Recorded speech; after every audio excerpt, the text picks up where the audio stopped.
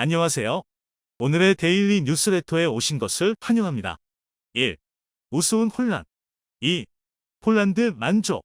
3. 중국인의 부러움. 한번 진실을 알아봅시다. 얼마 전 폴란드에 한국 무기들이 특급 배송으로 도착했다는 소식 전해드렸습니다. 빨리의 민족이 보여준 말도 안 되는 배송에 폴란드 장성들도 한바구음을 감추지 못했었는데요. 그런데 물건을 내린 화물선이 다시 한국으로 돌아가는 게 아니라 엉뚱한 곳으로 방향을 들었다고 합니다. 그리고 에스토니아에 도착한 화물선에서 한글이 적힌 포장지로 감싸진 거대한 화물들이 내려졌다고 합니다. 화물의 정체와 화물에 적힌 한글이 무엇인지 에스토니아인들의 관심이 집중되는 가운데 에스토니아 국방부에서 공식 성명을 발표해 한국에 큰 남사를 전해왔습니다. 그런데 소식을 들은 러시아 대통령 푸틴이 이례적으로 한국에 직접적으로 경고를 전했다고 하는데요. 에스토니아에 도착한 화물의 정체가 무엇인지 자세한 소식 알아보도록 하겠습니다. 지난 10일 에스토니아에 K9 자주포 6문이 인도되었다는 소식이 들려왔습니다.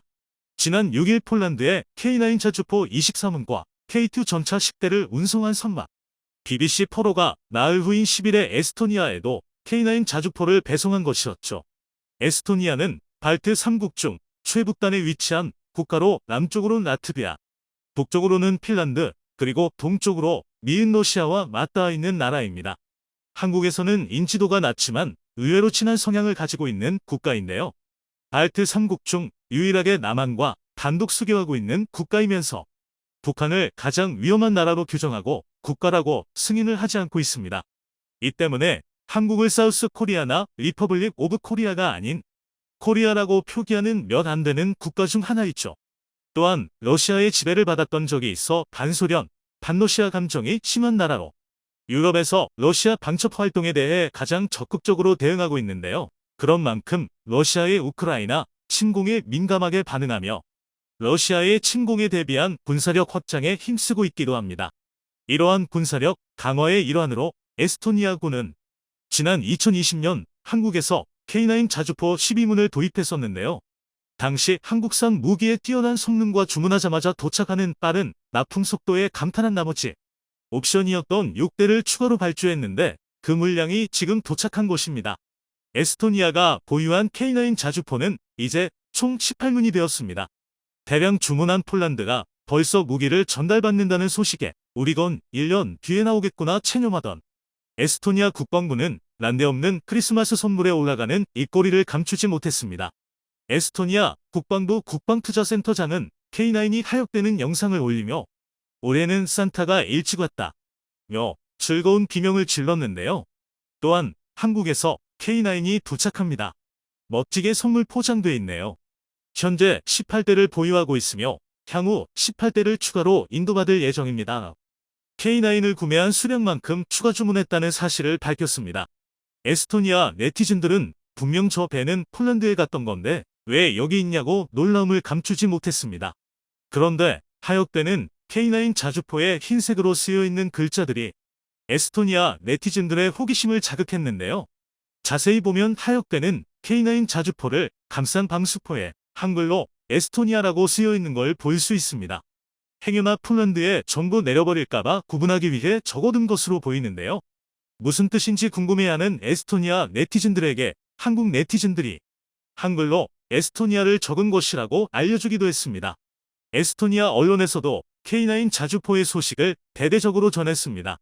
에스토니아 국방부 장관은 K9 자주포 추가 구매에 대해 우리의 입장에선 최고의 품질을 최고의 가격으로 최대한 빨리 얻는 것이 중요했다며 K9은 최선의 선택이었다고 밝혔습니다.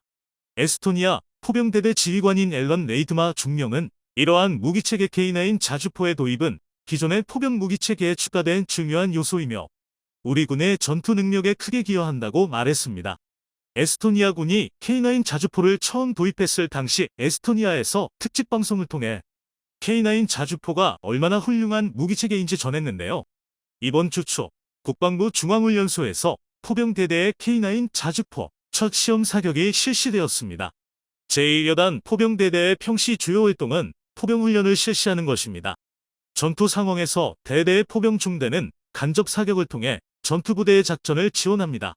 이 무기의 좋은 점은 이전의 포병 체계와 비교할 때 훨씬 더 넓은 사정거리를 가지고 있으며 발사까지 도달하기 위한 반응 속도도 몇 배나 더 빠르다는 점입니다.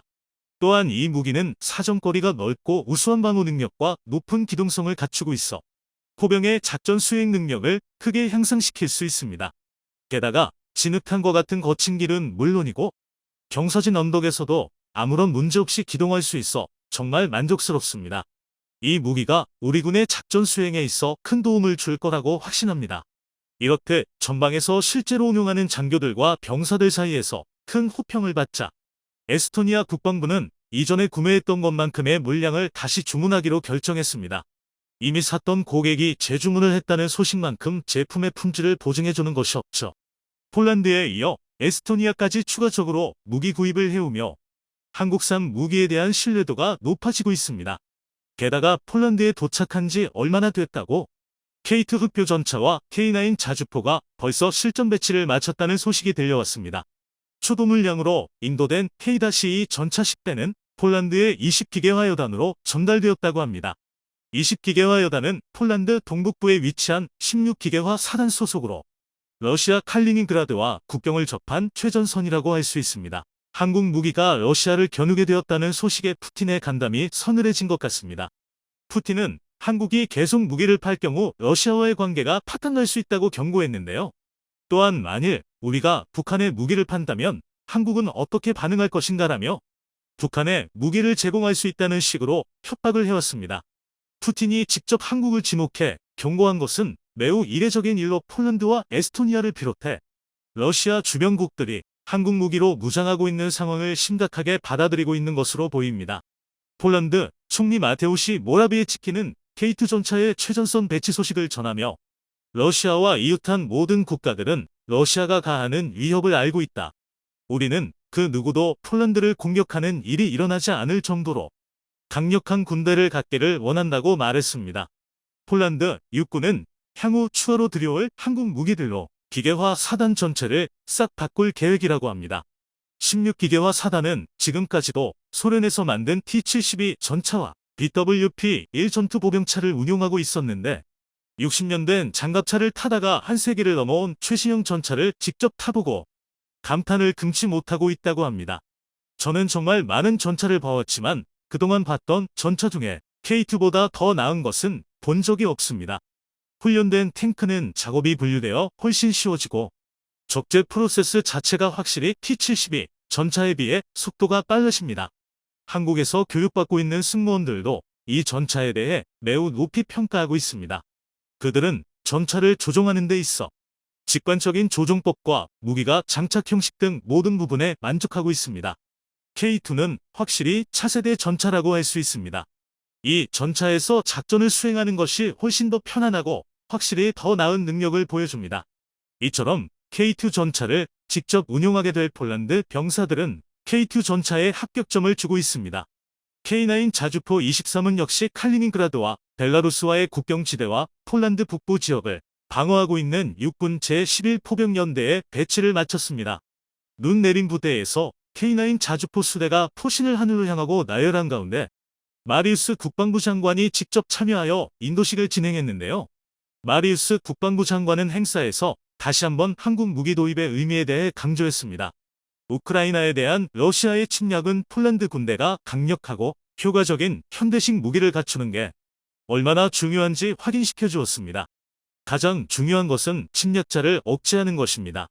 또한 한국에서 자주포 23문을 신속하게 전달해 주었기에 폴란드 군대의 능력이 급속도로 증가할 수 있었다고 강조했는데요.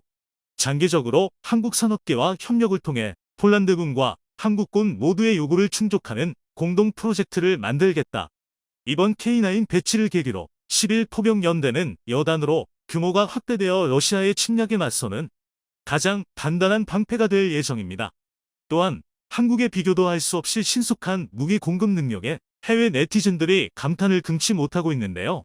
한국은 계약서에 사인하자마자 K9, K10, K2를 미친 속도로 배달했어. 한국 무엇을 얼마나 사고 싶으신가요? 폴란드 네. 뭐든지 돼. 한국 좋아요. 그럼 언제 드릴까요? 폴란드 응. 엊그제 괜찮아요? 지난 수십 년 동안 남한이 이룩한 걸 생각해보면 미쳤다고 말할 수밖에 없다. 한국 전쟁이 끝났을 때 어땠었는지를 생각해보면 정말 놀라운 일이다.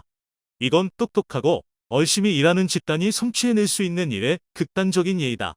폴란드인들이 우크라이나로 보낸 T-72의 대체품이 돼 독일 전차를 기다리는 동안 K2는 한국에서 이미 보내져서 도착했다. 게다가 한국은 여전히 전쟁 중인 나라이다. 배송 속도를 봐. 누가 보면 폴란드에서 한국이 독일보다 더 가까운 줄 알겠다. 이번 일을 통해 한국이 얼마나 믿을 수 있는 파트너인지를 만천하에 증명해냈습니다. 덕분에 앞으로도 한국의 무기 수출은 청신호가 계속될 것 같습니다. 요즘 우리나라에서 가장 잘 나가는 사업을 말한다고 하면 단연코 군수산업이라고 할 수 있습니다. 그야말로 세계의 무기 창고가 되어가고 있는데요.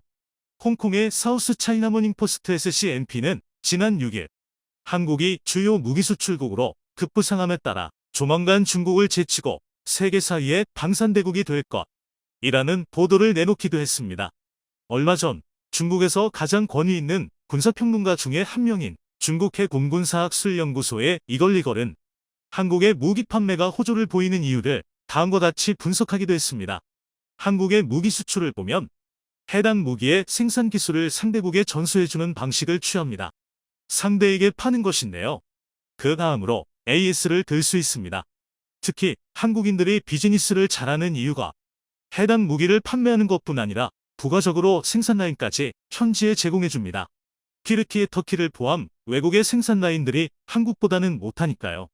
이런 이유로 최근 한국이 무기 판매에서 전 세계적으로 두각을 보이고 있으며 일본을 앞지르는 것입니다.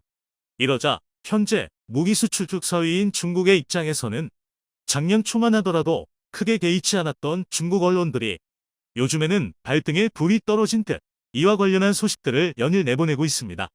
지난 10일 망령뉴스는 200억 달러를 돌파하는 한국의 방산사업 세계 4위로 도약하는 비결은 무엇인가?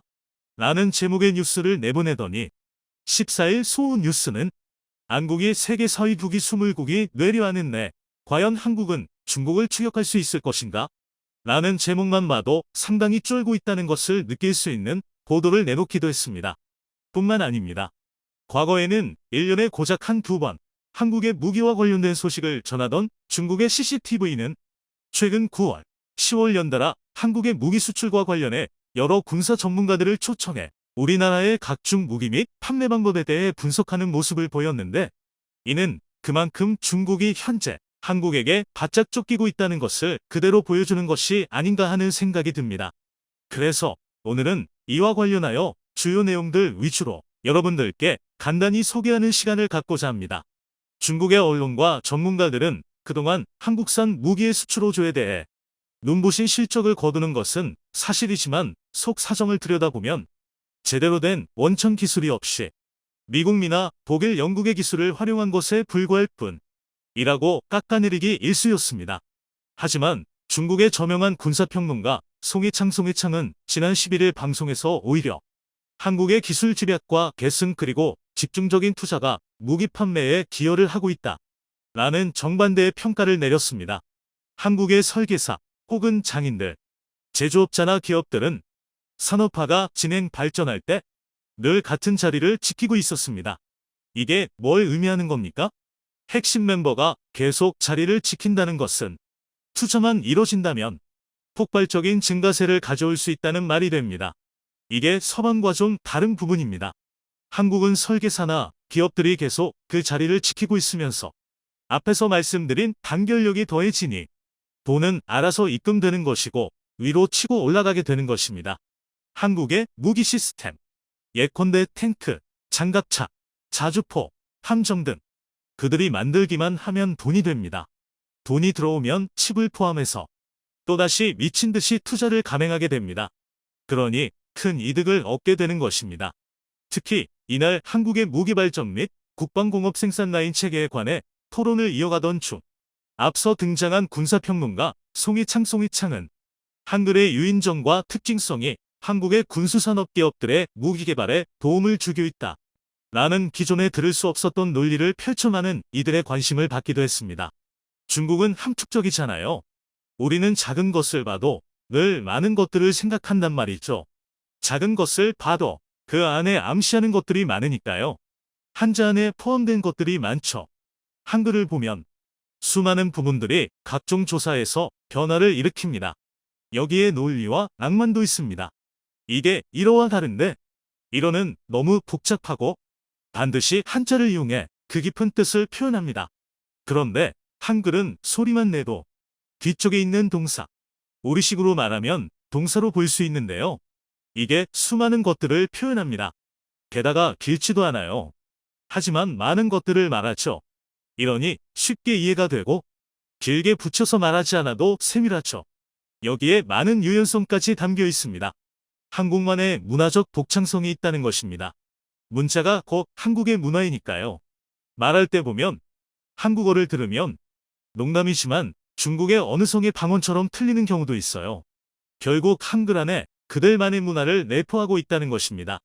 예전부터 CCTV의 군사 관련 프로그램들은 한국이 수출하는 무기 장비 대다수는 외국의 성숙한 기술을 빌려간 것이며 그 예로 T-50고등 운영기는 미국 로키드 마틴이 설계를 맡았고 엔진 등 핵심 설비도 미국에서 왔으며 K-이응표 전차 변속기는 독일 기술이다 라고 전하는 등 기술력 대부분을 해외에 의존한다 라는 논조를 중심으로 평가해왔습니다. 하지만 무기기술의 집대성인 전투기를 국내 기술로 개발하자 지난 10월 12일 이러한 평가에도 변화의 조짐이 나타났습니다. 21세기 2020년대에 들어와서 한국의 5세대 전투기 KF-21 스텔스 전투기가 2021년 처음으로 시제기가 출고됐습니다. 이는 한국의 군수공업이 한 단계 더 상승했다고 볼 수 있습니다. 거의 10, 20년 단위로 상승하고 있는데요. 2000년부터 2020년까지 한국의 전체 항공공업 기술자들과 설계자들이 자체적으로 이 5세대 전투기인 KF-21을 개발했는데 이는 그야말로 한국의 항공공업 산업이 전혀 다른 질적인 변화를 일으킨 것과 같습니다. 게다가 KF-21의 전체 생산 라인을 보면 부품의 조립까지 포함해서요. 레이더까지 한국이 자체 개발했습니다.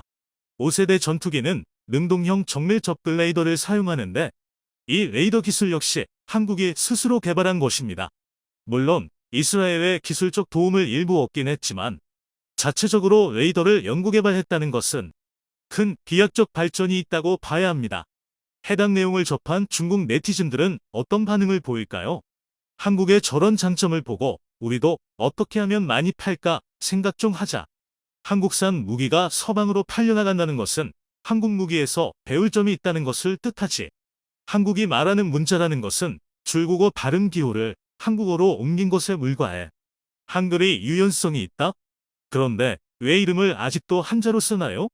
한국이 최근 무섭게 발전하긴 하지. 절대 가볍게 봐서는 안 되는 적수야.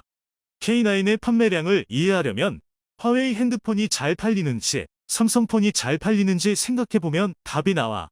중국의 성급 도시 정도밖에 안 되는데도 선박, 군수, 자동차, 반도체들에서 세계 선두에 있으니 스스로 자부심을 느낄만 하겠어.